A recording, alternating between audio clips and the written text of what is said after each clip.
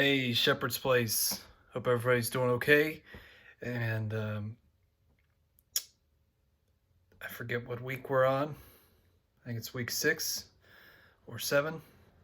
But obviously, this has been going on a long time. I know school is out for most of you guys, and maybe some of your school work is wrapping up. And hope you guys are ready to enjoy a long summer break, and maybe we'll get to do some cool summer things. And but anyway, wanted to jump in back into Proverbs today. Proverbs, of course, written by a guy named Solomon. And today we're in Proverbs 17. And it's really one of the interesting things about Proverbs is it is just packed with so much wise, good information from Solomon. But the problem is Solomon didn't put this into practice, which is kind of a tragedy, to know better but to do differently. And today it's just kind of interesting in Proverbs 17 how he kind of just talks about this, it's almost like this idea of what resume are you building? What kind of resume, what kind of reputation do you want to build? I know for many sometimes, especially like in middle school and high school, when people assume something about you, you're like, hey, don't judge me. You don't know me. And it's like, okay, but I've seen your actions. I know your actions, and here's what they are saying about you, good, bad, or otherwise.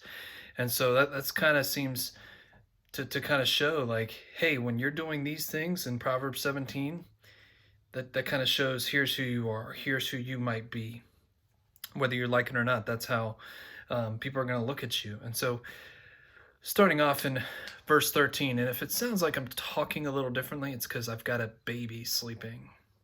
So I'm trying not to talk too loud. So anyway, verse 12, it says, better to meet a bear robbed of her cubs than a fool bent on folly. That's interesting to think about, because if a mom got robbed of her cubs, she is going to be very upset and not happy to see anybody. But that's better than being around a fool bent on doing something dumb.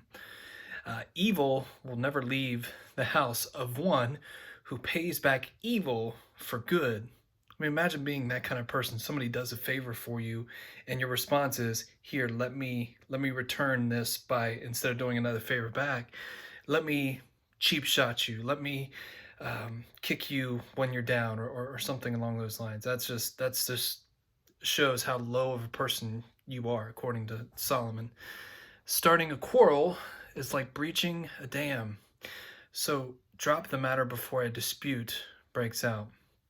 And I know a lot of times drama can be a big thing in middle school and high school. And so sometimes if you can let something go, sometimes that's for the best. Or talk about it and be mature about it, and go to the person to talk about it and say, hey, when you said this, that kind of hurt my feelings. And we've been friends for a while, so I don't think you meant that, but I just wanted to let you know. And so don't start a quarrel. Be somebody that's finding solutions. Verse 15, acquitting the guilty and condemning the innocent. The Lord detests them both. And that's always good to have a good sense of justice, no matter what your age is. And so when somebody's guilty, they should be punished. They shouldn't be let go. And punishing the innocent, rarely a good idea. Rarely a good idea. Verse 16, why should fools have money in hand to buy wisdom when they are not able to understand it? A friend loves at all times, and a brother is born for a time of adversity. One who has no sense shakes hands in a pledge and puts up security for a neighbor. But whoever loves quarrel or arguing loves sin. Whoever builds a high gate invites destruction. One whose heart is corrupt does not prosper. One whose tongue is perverse falls into trouble.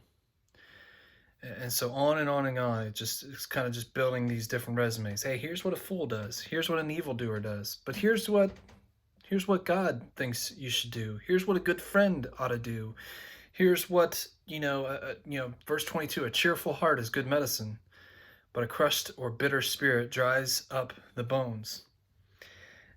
And so all these things, these are small little choices of how do you want to operate? How do you want to live? And do we care what God's word has to say? Do we care about God's wisdom? And like I said, unfortunately, Solomon didn't. And if you ever go and when we finish up, or if you finish up the book of Proverbs and you read Ecclesiastes, you kind of see Solomon was like, why'd I do that? And he just has so much regret and so much that was so unwise of me to ignore God's word, to ignore God's plan and what's best for me. I've made so many mistakes, and I shouldn't have done what I've done, and that weighs on people, and so you have like I said, what path are you going down? Who do you want to listen to? And so that's up to you guys. Thank you again for tuning in. Hope everybody's doing well, and you can maybe get out every once in a while and enjoy some sunshine and all that good stuff. We'll catch you guys later.